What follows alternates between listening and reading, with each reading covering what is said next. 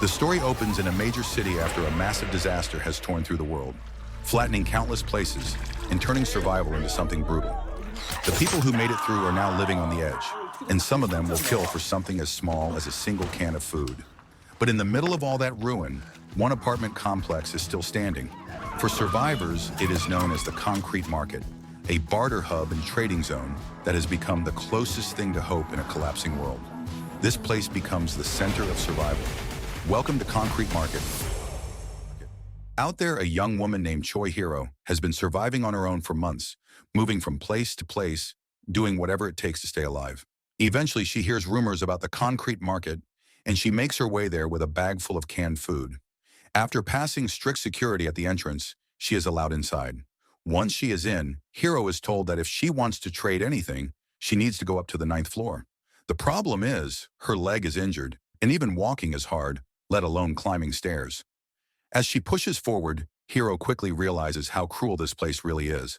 A man is caught stealing canned food, and the market thugs beat him without hesitation.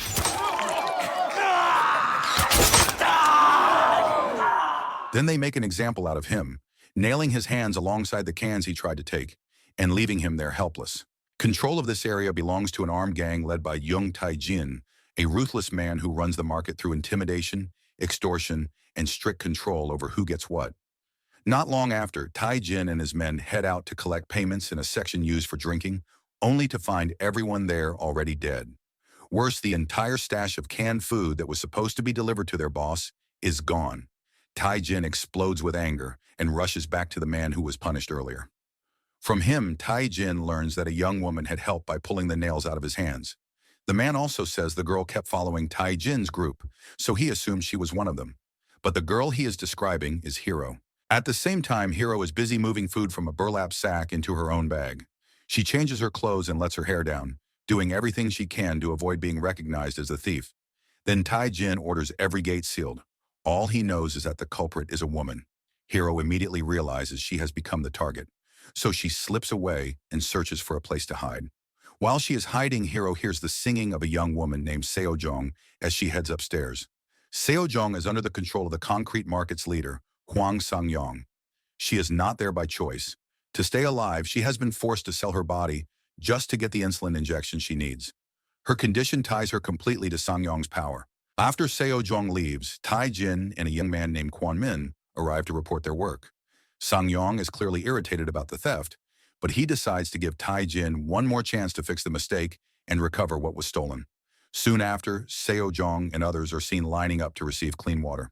Because she is known as Sang-yong's kept woman, she gets special treatment, and it makes everyone else resent her. Kwon-min even takes it further, deliberately tripping her so her water spills everywhere. Not long after that, it is revealed that Seo-jong and Hiro were actually close friends long before the disaster ever happened.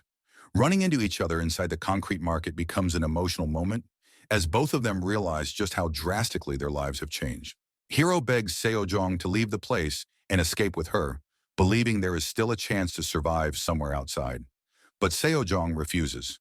The world beyond the market has been completely destroyed, and the concrete market is the only place that offers her any form of protection. More than that, she needs regular insulin to stay alive, and this is the only place where she can get it. As their argument continues, an announcement echoes through the market, warning that it will close in 10 minutes. Hiro prepares to leave, but Seo-jong stops her and asks her to stay at her place for the night, saying the outside is far too dangerous. Hiro refuses, deeply disappointed and unable to accept the reality that her friend is being forced to sell her body just to survive. That night, Hiro hides inside a car to avoid being captured by Tae-jin's gang. At the same time, Seo-jong is inside Sang-yong's room, having dinner with him. From her hiding place, Hiro is stunned when she sees Tae-jin sneaking around and quietly loading all the stolen food into the trunk of a car. The tension rises when Tae-jin seems to sense that someone is nearby. Elsewhere, a tragedy suddenly unfolds. Tae-jin rushes to the scene and finds Seo-jong lying below, having fallen from the upper floor and died. Hiro is horrified as she watches her friend's body being thrown down from above. Tae-jin and his men casually dispose of Seo-jong's body and walk away as if nothing happened. Once they are gone, Hiro rushes over to check on her, only to discover a group of people living like cannibals below. Without hesitation, they take Seo-jong's body for their own use. At the same time, Tai-jin and his group suddenly appear and brutally beat Hero after finally realizing she is the one who stole their food. Elsewhere, Sang-yong calmly treats a wound on his cheek as if all the death and cruelty around him are simply part of his daily routine of power inside the concrete market. The next day, Tai-jin and his men are heard discussing why Sang-yong would allow Seo-jong to die, especially since she was known as his favorite. They speculate that she may have done something shameful or forbidden. Taejin adds that everything revolves around Seo-jong's need for insulin to treat her supposed diabetes. Unbeknownst to them, Hero hears every word. At that point, Hero has regained consciousness, but her entire body is restrained. They demand that she reveal where the stolen canned food is hidden.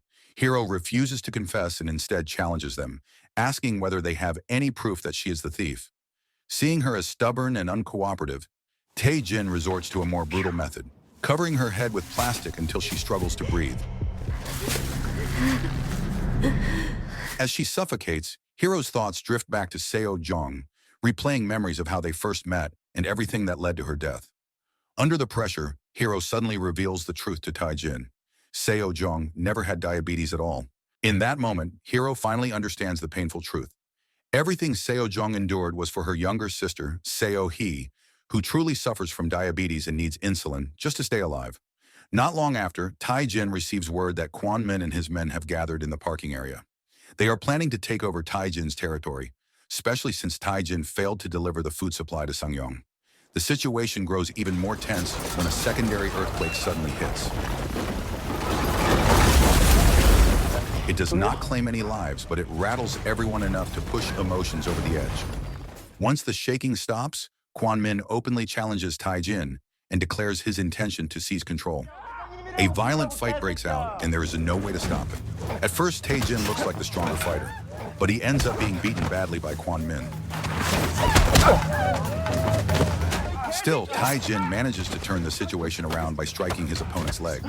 The chaos creates an opening for Hero to escape, and she manages to slip out of the room. At the same moment, Sang-yong arrives and immediately breaks up the fight. He scolds both Taejin and Kwon Min for choosing violence instead of focusing on the market's business. Taejin then reports that he has already captured the thief and locked her in his room. But when they check, Hero is gone. Taejin can only swallow his anger in silence. Seeing this as a failure, Sang-yong hands control of the area over to Kwon Min and warns Taejin not to make another mistake, or he will be driven out for good. Shortly after, Hero goes to room 109, which once belonged to Seo-jong. Inside, she finds Seo-hee in extremely weak condition. Hero immediately injects her with insulin, and little by little, Seo-hee begins to recover. When she wakes up, she finally learns that her twin sister has died. She is devastated and blames herself, believing she is the reason Seo-jong lost her life. Hero rejects that idea and makes it clear that Seo-hee is not at fault. The real blame lies with the people who exploited and destroyed her sister for their own gain. Because of that, Hero decides to stay in the apartment complex for a while. When Seo-hee asks how they can avenge Seo-jong, Hero only tells her to stay inside the room and leave everything else to her. Soon after, Hero takes all the food supplies Taejin hid in the trunk of his car and goes to meet him in his room. She sits calmly in front of him and reveals that she knows he has been secretly storing large amounts of canned food. Hero then shows him a bag filled with cans and proposes a deal. She offers to become his subordinate and promises that the supply will grow tenfold within 2 months. Taejin is hesitant at first, unable to fully trust her, but Hero lays out her plan in detail, and in the end, he agrees.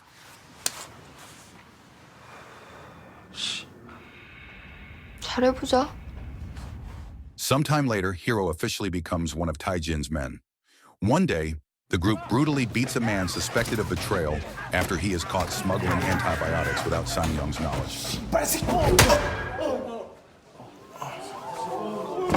The man is dragged to Sang-yong, who is deeply disappointed that someone he trusted for so long would betray him. The man tries to defend himself, insisting it was all a misunderstanding.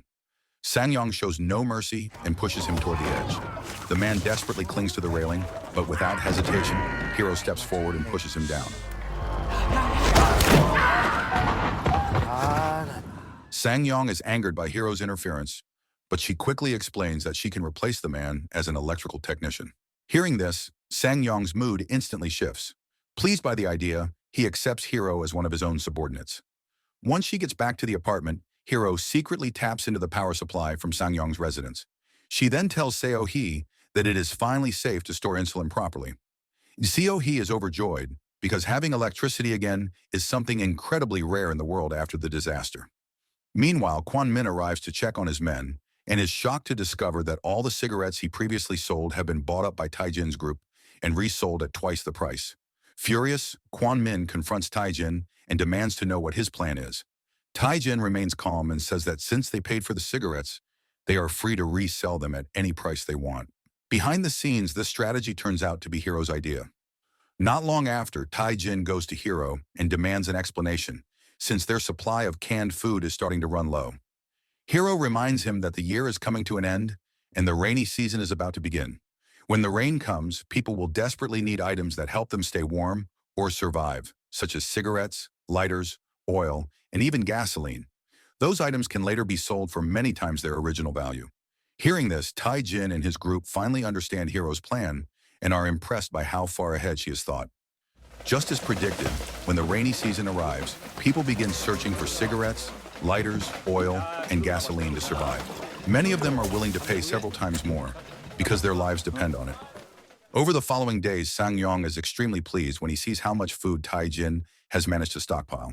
In contrast, Kwon-min brings nothing, claiming that the rain has slowed business in the market. Seeing this imbalance, Sang-yong redistributes power by taking part of Kwon-min's territory and handing it over to Taijin. As a result, Taijin now controls floors 1 through 4. Kwon-min tries to protest, but he falls silent after being sharply reprimanded by Sang-yong. That night, 2 of Taijin's men on guard duty outside are suddenly terrified by strange sounds coming from the underground ruins, where a group of cannibalistic survivors is said to live. Not long after, Hiro and Taijin arrive to replace them. During this shift, Hiro begins to test Taijin by suggesting that he seize control of the market and betray Sang-yong. Taijin immediately rejects the idea. Hiro points out that Sang-yong is not Taijin's biological father, and that Taijin could become a boss in his own right. Taijin then shares his past. He once led his own group, but one day his leg was stabbed, their supplies ran out, and he was abandoned by his men. When he was close to death, Sang-yong appeared, saved him, and pulled him out of despair. Because of that, Taijin feels deeply indebted, loyal, and respectful towards Sang-yong. After the guard shift ends, Taijin goes to Min-suk's apartment to check on her. He cares deeply about her, because she was the one who treated his wounds and nursed him back to health. Meanwhile, Hiro returns to her own apartment and realizes that Taijin is not the right ally to bring down Sang-yong, given his unwavering loyalty. From that moment on, Hiro begins to consider involving someone else to help dismantle Sang-yong's grip on the concrete market. The next day, one of the residents reports to Sang-yong that a cannibal mask has been found lodged inside the water pipes, completely blocking the flow and making the water unusable. The news sends panic through the entire community, as their water supply is already running dangerously low. In the middle of the chaos, Hiro steps forward with a solution. She calmly explains her plan and assures everyone that she can take care of the water problem, as long as Sang-yong assigns a few men to work with her. After seeing how Hiro continues to appear at critical moments and resolve major issues, Sang-yong finally agrees. He even invites Hiro to have lunch with him, a clear sign that his trust in her is growing stronger. At the same time, Kwon-min quietly watches Seo-hee from a distance. Seo-hee heads to the market to buy a small radio and accidentally overhears people talking about her twin sister. As guards begin patrolling the area, Seo-hee quickly turns her face away to avoid being recognized. Luckily, the guards shift their attention to a group of women returning from work. The women are stopped and searched under suspicion of carrying dangerous items, but all they have are simple makeup tools. After securing the radio, Seo-hee returns to the apartment without incident. Meanwhile, during lunch, Sang-yong asks about Hiro's age, and she tells him she is 18. The answer immediately reminds him of Seo-jong, who was also young and the same age as Hiro. Hiro then wonders why there are no girls her age in the complex. Sang-yong explains that Seo-jong has passed away. Sang-yong begins to see Hiro as a sharp and highly capable survivor, someone with instincts very much like his own. Because of that, he decides to turn Hiro into his personal subordinate and informant, someone who can keep an eye on all his people, including Taijin. Sang-yong also claims that he fully trusts Hiro because he believes he knows her weakness. Confused, Hiro asks what he means, and Sang-yong states that Hiro has a heart condition. In reality, this is a trap Hiro deliberately set. She had been seen repeatedly searching for heart medication, knowing full well that all medical supplies in the concrete market are controlled by Sang-yong. Believing he now understands her weakness, Sang-yong thinks he can control Hiro completely, unaware that this assumption is exactly what Hiro wants. Elsewhere, Kwon-min starts to notice that Seo-hee looks remarkably similar to Seo-jong. He asks his men when Hiro first arrived at the apartment complex, and they tell him it was on the very day Seo-jong died. That timing raises his suspicions. He continues observing Seo-hee from afar and soon realizes that she is living in the same apartment Seo-jong once occupied. Elsewhere, Tai-jin asks Hiro what she talked about with Sang-yong and whether his name came up. Hiro reassures him by saying that Sang-yong is very proud of Tai-jin's performance. Not long after, Tai-jin explains that he needs Hiro's help to get Min-suk out of the 8th floor, an area still controlled by Kwon-min. The 8th floor is a grim place, filled with people treated like slaves, denied food and basic rights, and used only as forced labor. At first, Hiro is hesitant to get involved, but Tai-jin reminds her that she is his subordinate, leaving her no choice but to agree. Hiro returns to her apartment and quickly realizes that Seo-hee has gone out after noticing the radio left behind. She is furious that Seo-hee disobeyed her order to stay inside, and Seo-hee apologizes and promises it will not happen again. Suddenly, Kwon-min shows up at their apartment, claiming he is searching for an escaped thief who might be hiding there. Once inside, Kwon-min reveals that he knows something is wrong. He mentions seeing a girl who looks almost identical to Seo-jong, and his suspicion deepens when he notices the radio on the table. Kwon-min then proposes a deal to Hiro. He believes bringing down Sang-yong is impossible with Tai-jin involved, and offers to work with Hiro instead. He gives her 1 week to decide, threatening to expose everything to both Tai-jin and Sang-yong if she refuses to cooperate. Shaken by the threat, Hiro feels increasingly uneasy and apologizes to Seo-hee for failing to protect her properly. Seo-hee, however, blames herself for acting recklessly and leaving the apartment, even though her presence was supposed to remain a secret. Hiro borrows Seo-hee's radio and begins forming a major plan that could become the turning point in overthrowing Sang-yong's rule over the concrete market. Not long after, Hiro secretly goes down into the underground ruins to search for a cannibal mask, which she needs as part of her plan. The next day, she orders Tai-jin to stockpile large amounts of water, warning that water will soon become extremely scarce. Tai-jin follows her instructions without much questioning, trusting her promise that this is also part of the plan to save Min-suk. Before long, the residents of the concrete market are placed on water rations. Each person receives only 1 medium-sized bottle. Many of these bottles are then sold to Tai-jin's group, since he is willing to pay double. Through this method, most of the water supply ends up under Tai-jin's control. At the same time, Hiro secretly meets with Kwon-min to give him her answer. She agrees to cooperate, but only under 3 conditions. First, Kwon-min must never touch Seo-hee after taking power. Second, all matters related to medicine must be handled by Hiro. Third, none of Kwon-min's men are allowed to know about the plan, since there could be traitors among them. Kwon-min then introduces one of his subordinates, Gun-suk, who is both deaf and mute, making him the safest choice to keep their secret. The next afternoon, Sang-yong's men are seen guarding the water facilities. One of the guards falls asleep, and when he wakes up, the water is filthy, as if it has been deliberately contaminated.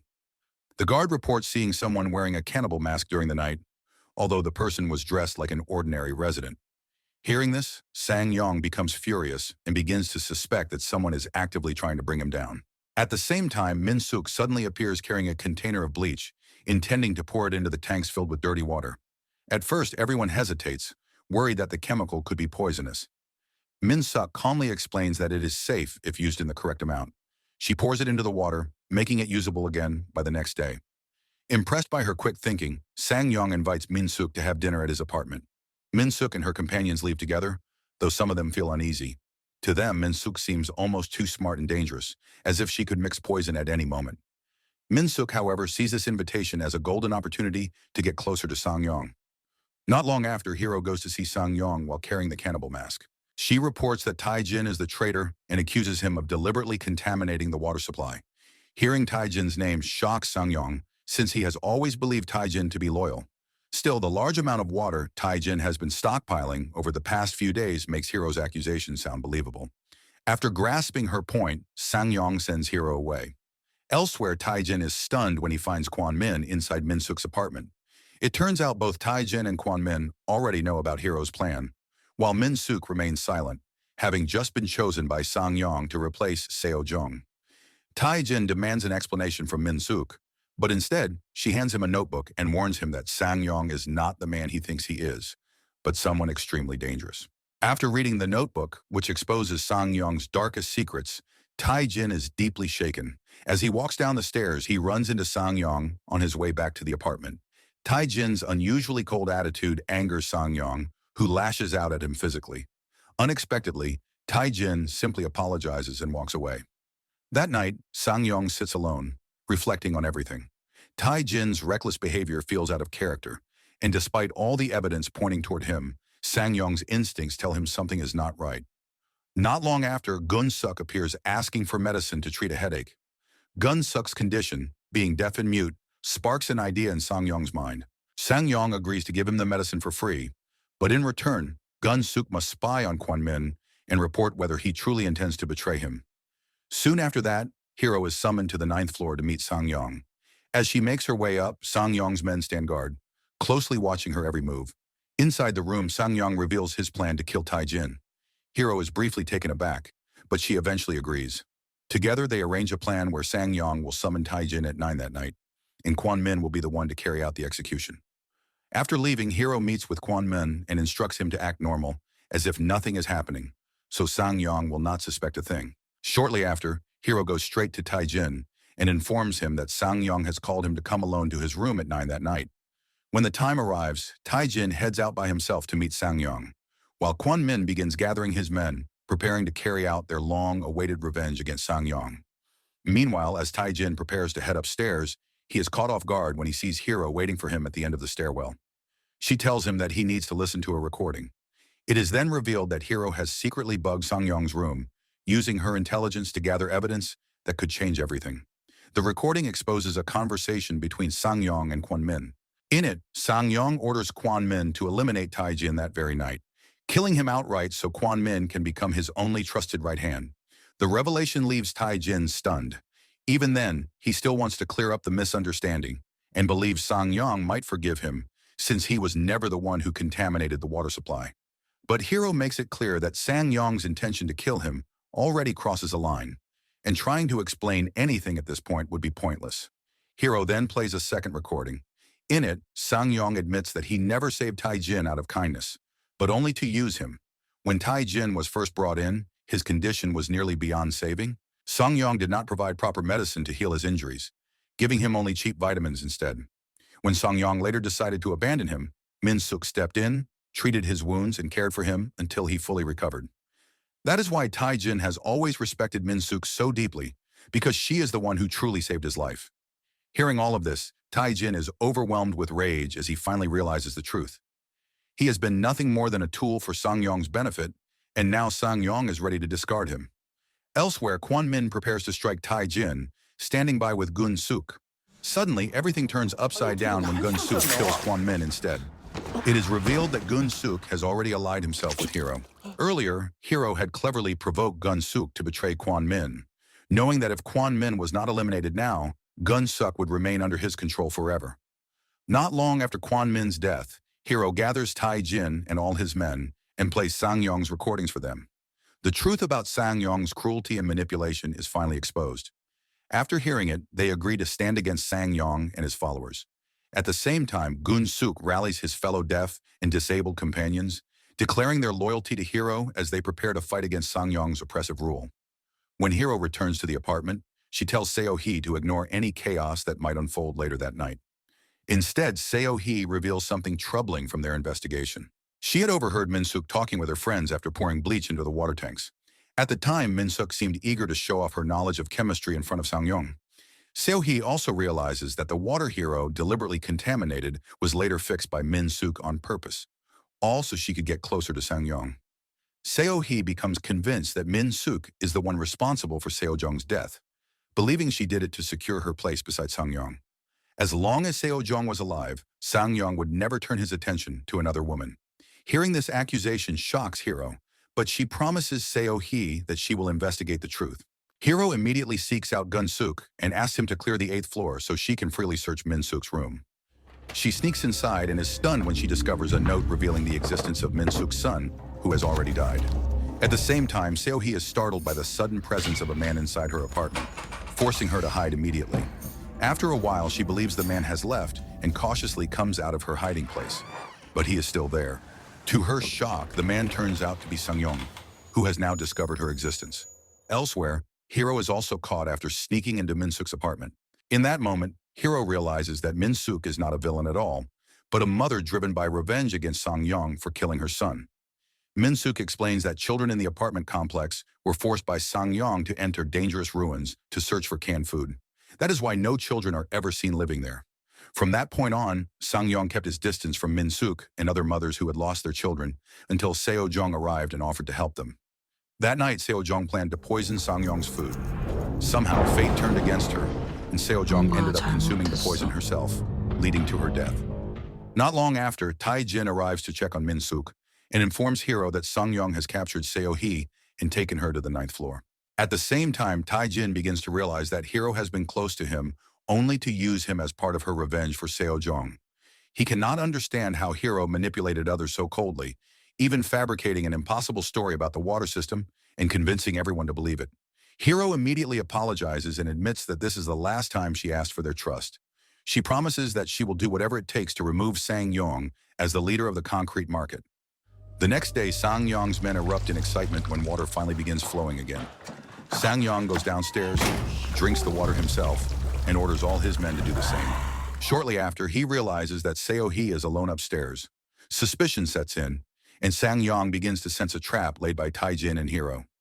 Sure enough, when Sang-yong returns to the upper floor, Tae-jin and his men emerge and attack his forces. A fierce battle breaks out as Gun-suk and his group join Tae-jin's side.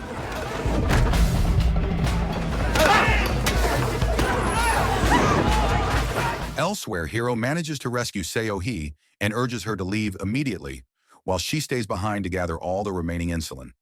Unfortunately, Hiro is discovered by Sang-yong, who has already arrived. He never expected a young woman like Hiro to be capable of orchestrating such an elaborate plan to overthrow him. Hiro demands to know what truly happened that night and why Sang-yong caused Seo-jong's death while exploiting innocent people. Sang-yong denies killing Seo-jong outright. Hiro insists that he is lying and reveals that Sang-yong was actually meant to die that night after eating the poisoned food. Hearing this, Sang-yong finally pieces together the truth. That night had begun like any other, with Seo-jong accompanying him for dinner. While Sang-yong was cooking, Seo-jong took the chance to poison his plate. Then Sang-yong sent her to fetch seasoning from storage. While she was gone, he felt something was missing and picked up the plate again, adding cheese on top. Without realizing it, their plates were switched. The poisoned plate ended up back with Seo-jong, while the untouched plate became Sang-yong's. In that moment, Sang-yong notices that Seo-jong does not look well and wonders if something is wrong. Soon after, her body begins to react, red spots appearing across her skin. Seo-jong realizes that she is the one who consumed the poison. She finishes the food on her plate, then lashes out in anger, convinced that no one has ever truly loved Sang-yong. After striking him, she storms out of the apartment. Overcome with rage, Sang-yong tries to stop her.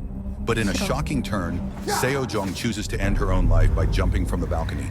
Back in the present, Sang-yong's men have surrounded Min-suk's apartment and taken a woman hostage. In a moment of desperation, the woman takes her own life. At the same time, Sang-yong dismisses everything Hiro has done, believing he cannot be deceived so easily. Hiro then reveals the truth. The drinking water that Sang-yong and his men just consumed has been poisoned. Almost immediately, his followers begin coughing up blood and collapsing one by one, exactly as Hiro planned. Meanwhile, Tae-jin and Gun-suk manage to defeat the remaining members of Sang-yong's forces. Stunned by the revelation, Sang-yong refuses to surrender. In a final act of violence, he attacks Hiro, trying to strangle her. In that moment, Hiro sees the image of Seo-jong sitting at the dinner table. As Sang-yong grows weaker and finally collapses, Seo-jong appears to smile at Hiro. Moments later, Min-suk and the others arrive to help. Seeing Sang-yong lying helpless on the ground, one of them delivers the final blow, ending his life and putting an end to everything he ruled. With Sang-yong gone, the concrete market is finally free from tyranny. Life there slowly becomes calmer and more stable. Hiro makes it clear that they no longer need a single leader. Instead, they can live together like a family, helping and protecting one another. She also asks Tae-jin to build a school so people can relearn how to survive and face the harsh realities of the world after the disaster. Tae-jin agrees, and before leaving, He buys a cassette tape as a small parting gift for Hero. So the moral of the story is, if you ever live in a post-apocalypse, do not trust the nice boss, do not drink the free water, and definitely do not underestimate an 18-year-old with a shopping list and a plan.